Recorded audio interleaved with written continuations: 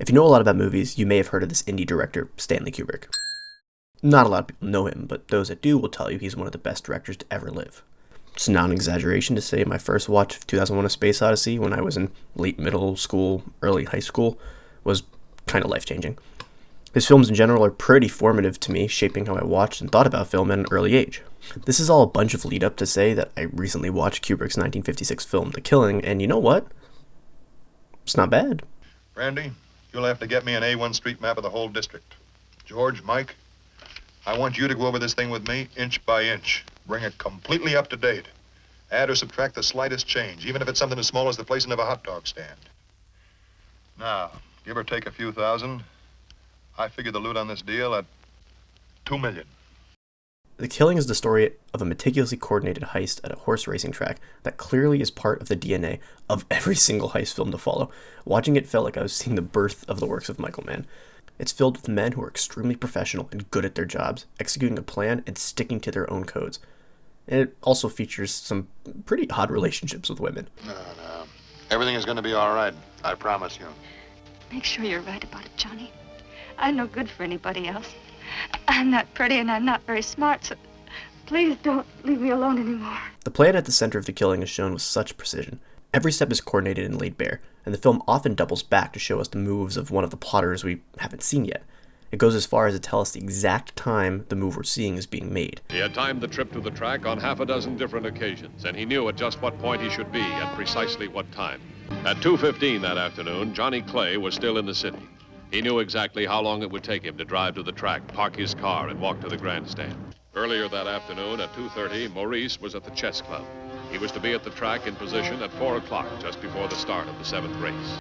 And as it all comes to its head, we can see the entire plan form like a blueprint in our minds. I won't say that I'm a massive fan of the voiceover that tells us these details. It feels a bit gratuitous, and the narration itself is just so much.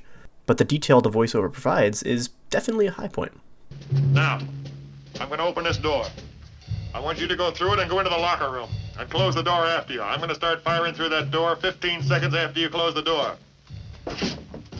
Let's go.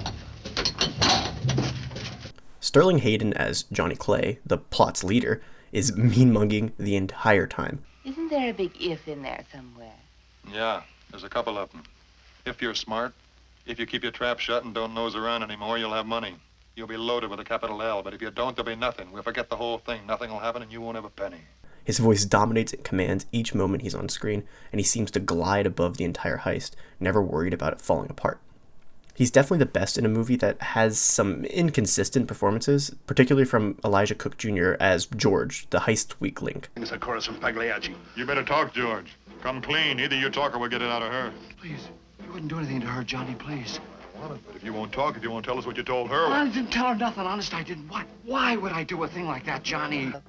Sherry, can't I ever say anything at all without you joking me about it? Hurry up with that drink, George. The pains are getting worse. Two performances I would feel remiss in not mentioning are Koala Kwariani as Maurice, who I can barely understand. Including love and death and my business for today. Please remember to make that call if I'm not back at 6. But he flips a cop over his head.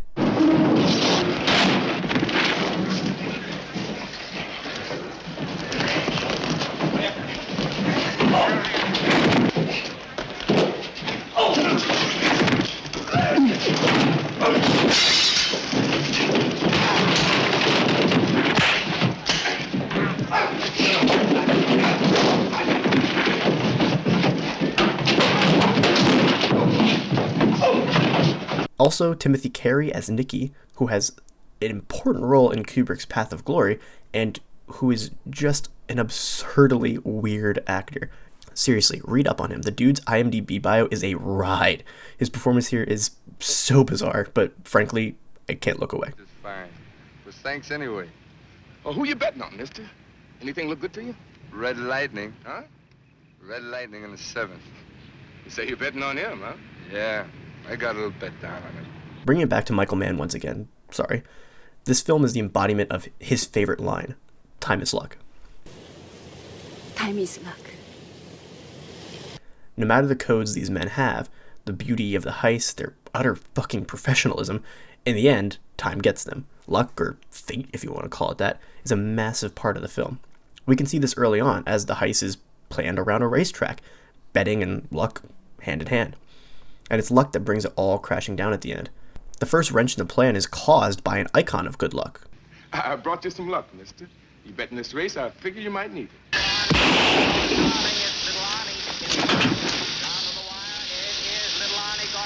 A horseshoe and a tire causing Nikki's death.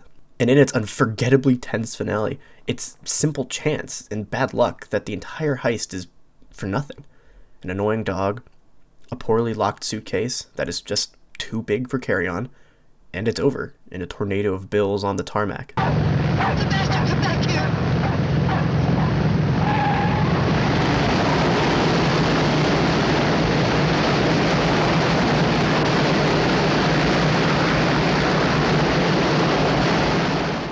Hayden sums it up perfectly as the cops approach him and his girl begs him to flee.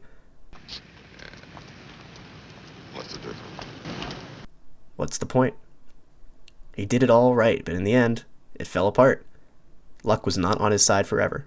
The last thing I wanted to mention, and maybe the most important, in the heist film canon, one thing stands above all as the deciding factor for whether or not it's a great movie. And that is, of course, the mask choice. Happy to say that this is up there with the ex-presidents of Point Break, the hockey masks of Heat, the nuns in The Town, and of course, Mike Myers in Baby Driver. Great, great stuff.